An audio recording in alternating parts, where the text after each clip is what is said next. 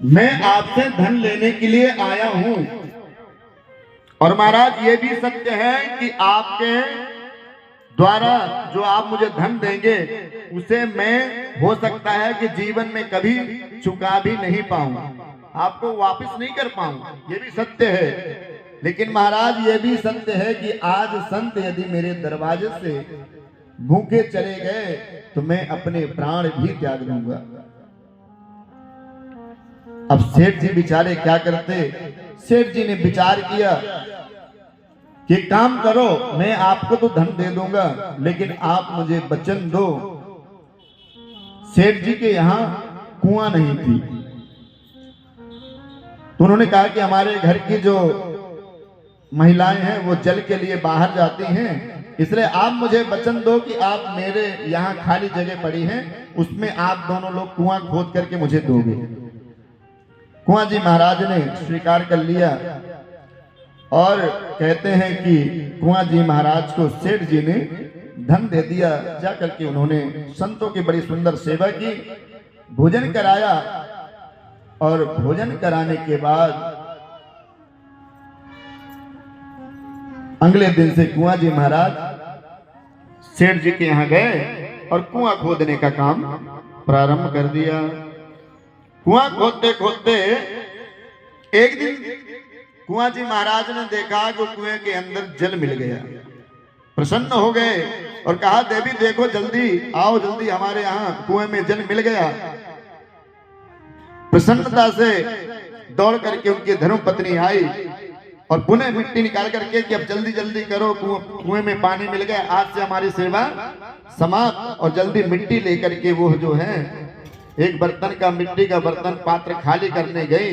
जब तक इधर लौट करके आई, कुएं में पानी के आने से कुएं की मिट्टी जो है धीरे धीरे वो नीचे से सतह से सरकना और धीरे धीरे करके वो कुएं में जो है मिट्टी धंसती गई। और जब तक उसकी पत्नी मिट्टी फेंक करके दोबारा आती तब तक कुआं जी महाराज कुएं के अंदर धंस गए और लगभग 20 फीट नीचे कुआं जी महाराज दब गए। धर्मपत्नी गई दौड़ करके कि रक्षा करिए मेरे स्वामी, पानी में नीचे कुएं में दब गए हैं, रक्षा करो बचाओ। गांव वाले लोग दौड़ करके आए और आकर के देखा कैसे, उसने बताया कि कुआं खोद रहे थे और अचानक मिट्टी धंस गई जिसमें वो दब गए हैं। गांव वाले ने कहा कि देखो पहले तो इतना गहरा कुआं है और मिट्टी के नीचे इतने दबे हैं, पहले तो वो बचे नहीं होंगे, है ना।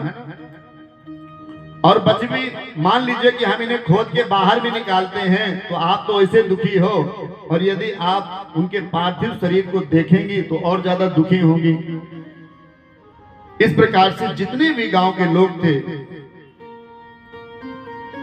क्योंकि हमेशा याद रखना विपत्ति में कोई किसी का साथ, जब दुख आते हैं ना तो अपने भी पनाहे हो जाते हैं। और सभी लोगों ने ज्ञान देकर के वहां से चले गए। किसी ने कहा कि आप निकाल के लाएंगे तो दुखी होंगे, बचे नहीं होंगे, लेकिन किसी ने निकालने का प्रयास नहीं किया। जीवन में जब दुख आते हैं, कष्ट आते हैं मेरे बंधुओं, कभी इस जीवन में कोई किसी का विपरीत परिस्थिति में कोई भी सहायता करने वाला नहीं होता। पर यह भी निश्चित है कि जीवन में विपत्ति सबके आनी है। मैं गद्दी पे बैठा हूं, है ना, आप नीचे बैठे हैं, ये संगीत पे बैठे हैं, इधर भजन पे बैठे हैं, पर दुख तो सब पर आते हैं। ऐसा कोई नहीं जीवन में कि जिसके दुख नहीं आए, ऐसा जीवन में कोई नहीं जिसको कष्ट ना मिले, सबको दुख मिलता है,